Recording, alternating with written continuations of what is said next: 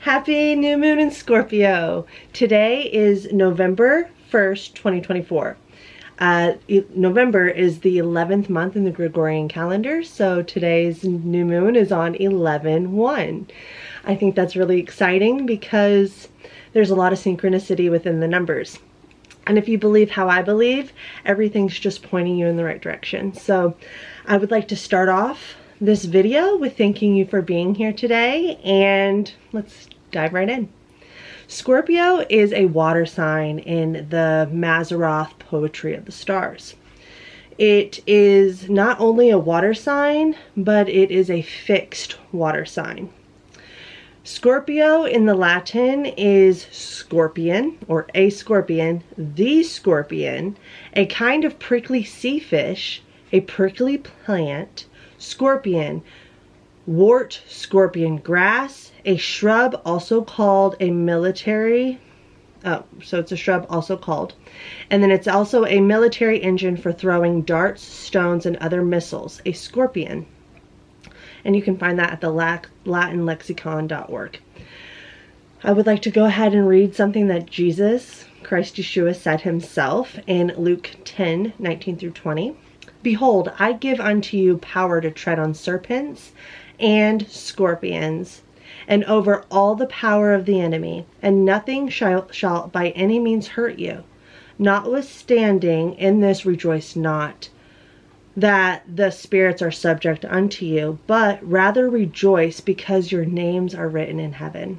This is very, very potent, very powerful, because the word power in this verse, like 1, 2, 3, 4, 5, the sixth word in this verse is Greek 1849, exousia, in the sense of ability, privilege, that is subjectively force, capacity, competency, freedom, or objectively mastery, concretely magistrate, superhuman, potent, token of control, delegated influence, authority, jurisdiction, liberty, power, right, strength. And this is from G1832, expressed impersonally, it is right, through the idea of being out in public. Be lawful, let, mayest, etc. a lot to study here. So you can dive deeper into that if you want to further your studies. The word tread, which is the eighth word in this sentence, is the Greek 3961, pateo, meaning a path, to trample, literally or figuratively, tread down underfoot, from a derivative probably from the Greek 3817, peo, a primary verb, to hit as if with a single blow and less violent than G5180, specifically to sting as a scorpion, smite or strike. This is awesome because, and you can dive deeper into that if you want to further your studies. But I love this because it talks about treading on serpents and scorpions, and when you dive into that etymology of the word tread here in this verse, it talks about hitting and stinging like a scorpion. Right before it talks about treading on these serpents and scorpions. So we're called to sting as a scorpion to the scorpion, right? Well, the scorpions in this verse is Greek 4651, Scorpios, probably from Scorpo, an obsolete word, a scorpion, from its sting, a scorpion, perhaps strengthened from the base of G4649 and meaning to pierce. G4649 is scopos, scope, a watch, sentry, or scout. That is by implication a goal, a mark, and it's from skeptomia, to peer about, and G4626 through the idea of concealment, and you can continue your studies and compare that to G4629. I think that's awesome and fascinating because we're called to tread down goals, and even the word serpent is a very fascinating word study if you want to go into that. But we're called to have power. We've been given power from Christ, who sits at the right hand of the Father. We've been called to tread on serpents and scorpions. But then that very next verse, it says, And nothing shall by any means hurt you. Notwithstanding in this, rejoice not that the spirits are subject under you, but rather rejoice because your names are written in heaven. This word rejoice is G5463. Chero, a primary verb to be full of cheer, that is calmly happy or well off. Impersonal, especially as a salutation on meeting or parting. Be well, farewell, be glad, Godspeed, greeting, hail, joy, joyfully, and rejoice. And the word names is the Greek 3686, onoma. A name literally or figuratively, which remember, literally is in your face, it's real, there's no getting past it, and figuratively is more of a subjective realm. It could be something that you see that's not necessarily there. It could be an analogy, an allegory. So think about that. Authority and character. Called, sir, named, from a presumed derivative of the base of G1097, and you can continue to compare that with G3685. It's from the G1097, ginosko, a prolonged form of a primary verb to know, absolutely, in a great variety of applications and with many implications, in a great, as shown at left with others and not thus clearly expressed. Allow, be aware of, feel, have knowledge, known, perceive, be resolved, can speak of, sure, and understand. And the word, the phrase are written, so rejoice because your names are written, is G1125, grapho, or grapho, a primary verb to grave, especially to write, figuratively to describe, write, writing, and written. Heaven, G3772, Uranus, or Uranus. Through the idea of elevation, the sky, by implication, or by extension, heaven as the abode of God. By implication, happiness, power, eternity, specifically the gospel, Christianity. A mountain as if air, heaven, heavenly sky, perhaps from the same of G3735, Oros, a mountain, as lifting itself above the plain. Hill, mountain, akin to G142. Compare with G3733, and that's more studying for you if you want to dive further into this. G142 is arrow, a primary verb to lift, by implication to take up or away, figuratively to raise the voice, keep in suspense the mind, specifically to sail away, that is weigh, anchor, by Hebraism to expiate sin, away with, bear up, carry, lift up, loose, make to doubt, put away, remove, take up, carry away. All of that is really fascinating to me because we're called to have power over all the power of the enemy. And nothing by shall any means hurt us. But yet, we're not called to rejoice in that literal fact. We're called to rejoice because our names are written in heaven. And yes, the earth is in heaven, but we don't really see what's going on in heaven. Because sometimes we're just so focused on what's on the here and now in our perception of what we actually see. Like even when the sun is in the sky, we don't see anything else in heaven. The sun takes it over, right? Or sometimes we'll see clouds, but it's the sun that is prominent in the sky. And then when it goes down, most people are in their beds, going to sleep at that time. They're not outside looking at the stars. And looking at the heaven around us. So it's fascinating. And there's even things that play into that if people can even see the sky, because there's so much light pollution going on these days with all the cities. But that's a different story for a different time. So I find this fascinating because what could Jesus possibly be talking about? How do we rejoice with our names in heaven when he's given us all the power to, tread on all the power of the enemy, serpents, scorpions, and knowing that the spirits are subject unto us, but yet we're called not to rejoice in that. We're called to rejoice that our names are written in heaven. So what could that mean? Well, I love it because, of course, I start writing and I start speaking, and then I get something else that's rung into my head. There is a verse in the Bible, and it is Isaiah 49:16. I'm being reminded of this right now. Behold, I have graven thee upon the palms of my hands, thy walls are continually before me. Hold on. Okay, so Isaiah 49 is very powerful, and I love the way it starts off in verse 1. It says, Listen, O isles, unto me, and hearken, you people from far. The Lord hath called me from the womb, from the bowels of my mother hath he made mention of my name. That's very important, considering, there's an appointed time and place for everything, and God sets those times in advance. He has ordained those before we were born. And so to keep that in mind, let's go down to verse 15 and then 16.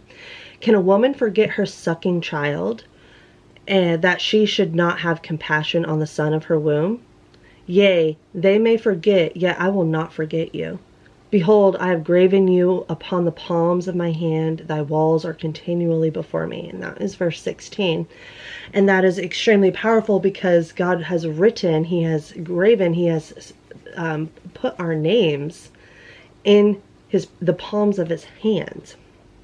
And he will not forget us, and he has called us from the womb. And so when we are looking for where our names are in heaven, we need to realize that we were created in heaven first, before we were in our mother's womb. And I would like to read Matthew 2, because this also goes along with it. Matthew 2, verse 1 through 10. I have my iPad here. Let's read this. Okay, now when Jesus was born in Bethlehem of Judea, in the days of Herod the king, behold, there came wise men from the east to Jerusalem, saying, Where is he that is born King of the Jews? For we have seen his star in the east, and are coming to worship him. First, the word star here is G792 aster, a star as strewn over the sky, literally or figuratively, a star. It's probably from the base of G4766, astronomy, through the idea of positing, to strew, that is spread as a carpet or couch, make bed, furnish, spread, strew. Probably akin to G4731, stereos, stiff, that is solid, stable, literally or figuratively, steadfast, strong, sure. And it comes from G2476, histemi, a prolonged form of a primary word, steo, of the meaning and used for it in certain tenses, to stand, transitively or intransitively, used in various applications, literally or figuratively, abide, appoint, bring, continue, covenant, establish, hold up, lay, present, set up, stanch, stand by, forth, still up. Compare G5087 if you want to continue your studies. And the word the east here is G395, anatole, a rising of light, that is dawn, figuratively, by implication the east, also in plural, day spring, east rising, from G393, anatello, to cause to arise, a make to rise, at the rising of, spring up, be up, from G303, and the base of G5056. If you want to look into that, you are more than, well, we're about to. G303 is Anna, a primary preposition and adverb, probably up, by extension, used distributively, severally, or locally, at a piece, by each, every man, in, through, and compounds as a prefix. It often means by implication, repetition, intensity, and reversal. And G5056 is telos, from a primary word telo, to set out for a definite point or goal. Properly, the point aimed at as a limit, that is by implication the conclusion of an act or state. act or state, termination, and you can look more into that, which I find fascinating because it goes right into the word scorpion, right? In Luke 10, it talks about the goal. And the word tread was, you know, to use the scorpion stinger, essentially, to strike. But the word scorpion essentially is a goal, a scope, right? Fascinating, fascinating. And now we're learning that the east is a goal, right? We're learning that the east is the rising of the sun. It's where things spring up. It's the rising of light. That is dawn, which that's where the sun always rises from, is the east. Not just the sun, but all stars and all planets rise in the east. So fascinating. So we know a star is strewn over the sky. We know the east is the rising of light in the east side. And I'm going to continue reading Matthew 2, excuse me. When Herod the king had heard these things, he was troubled, and all Jerusalem with him. And when he had gathered all the chief priests and scribes of the people together, he demanded of them where Christ should be born. And they said unto him, In Bethlehem of Judea, for thus it is written by the prophet. And thou, Bethlehem, in the land of Judea, in Judah, art not the least among the princes of Judah. For out of thee shall come a governor that shall rule my people Israel. Then Herod, when he had privily called the wise men, inquired of them diligently what time the star appeared. And he sent them to Bethlehem and said, Go and search diligently for the young child, and when you have found him, bring me word again, that I may come and worship him also. And when he had heard the king, they departed. And when they had heard the king, they departed. And lo, the star which they saw in the east went before them, till it came and stood over where the young child was. And get this, when they saw the star, they rejoiced with exceeding great joy. That's fascinating, because that goes right into what Jesus himself told us to do, was to rejoice because our names are written in heaven. And here these wise men are rejoicing because they are seeing Christ Jesus' star in the heavens. And these are the wise men, remember, and they came from the east, and they're familiar with what's going on in the east sky. And they rejoiced greatly with exceedingly great joy. So all of this to say, this is important because we all have our names written in heaven. And yes, it's all about perspective. Yes, it's about the suspense we keep in our mind. Yes, it's about how we raise our voice. Yes, all of these things hold hands, but there is a body. There's a mansion in the sky, and we all have access to that opportunity that Christ died for us in order to have. And he told us to rejoice because our names are written in heaven. So where do we go to find these goals, especially during this Scorpion new moon, right? Which is all about goals, which is all about the scope, which is all about seeing things from a different perspective, because there's so many levels of the Scorpion. So where do we go? It actually says it in this passage. There's 3 different verses that tell us exactly how to find our names written in heaven. Verse 4. You will find that it says, And when he had gathered all the chief priests and the scribes of the people together, he demanded of them where Christ should be born. Where is the number one thing you need to do to find your blueprint in the sky, right, of the Lord's mansion for you, the goals and plans that he has for us.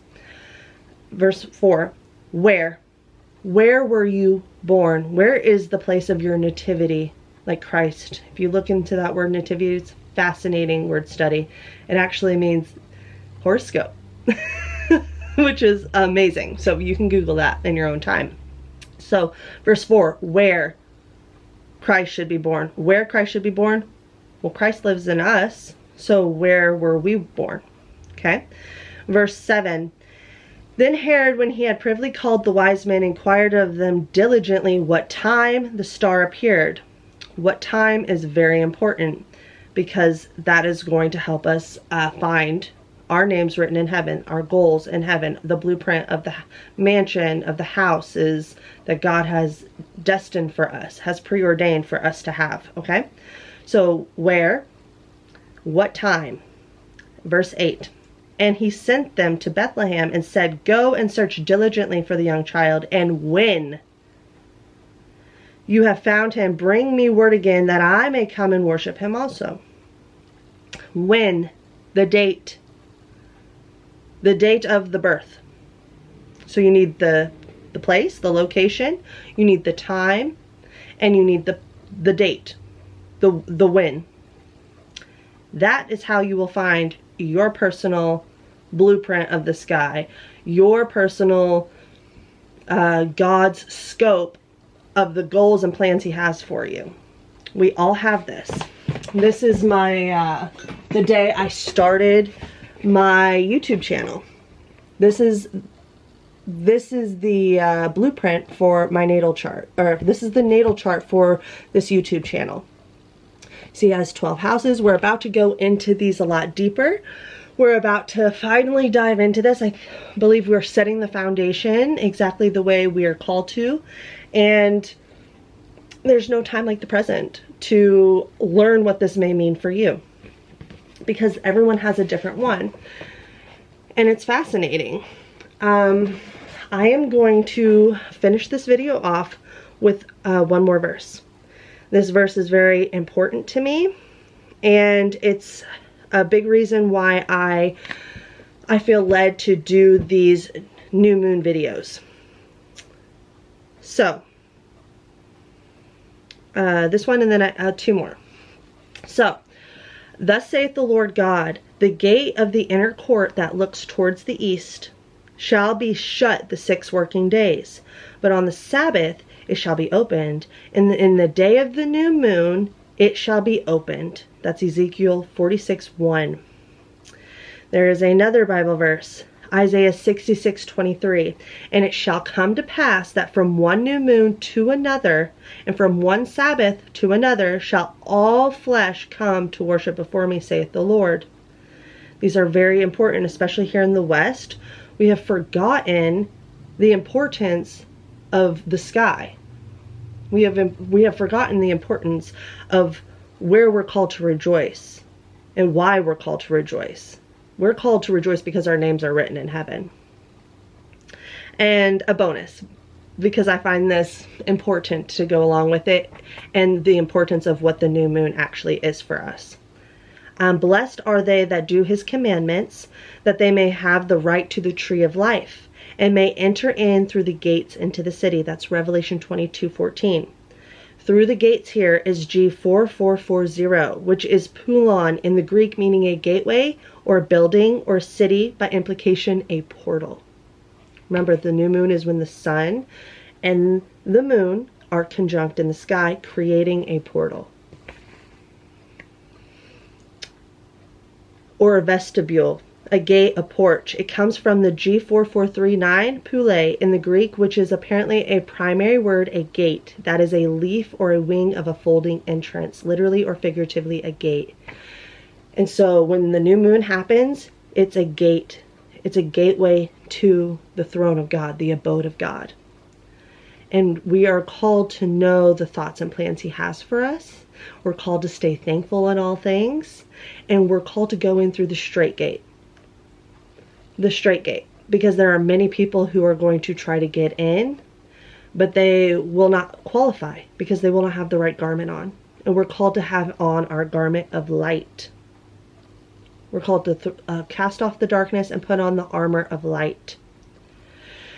So I hope this blesses you. I hope this encourages you for the future. I hope this gives you a little bit of home play, as some may call it, or homework. I'm very excited for where this journey is taking us, and I hope you have an amazing new moon. I hope you are able to see things in a new perspective, and I hope that you go out and look at the sky tonight, especially if there's not a ton of city lights, blocking that view. I hope that you're able to be blessed. I hope you're able to see the significance of your name being written in heaven. And I thank you so much for this time and for allowing me to speak into your life. And thank you for being here. May God bless and keep you. Love, pellets. So y'all know about the link in the description. There will be our 15% off Elevated Faith link. You can email me. We'll have a discussion about whether we're a good fit for partnership. And you can find that email in the description below at awakenedmissourian at outlook.com. And you can also subscribe to our newsletter. I only send out one newsletter a month, and it does include the new moon and the full moon video updates and what we have coming. So I thank you so much for being here, and I will see you there.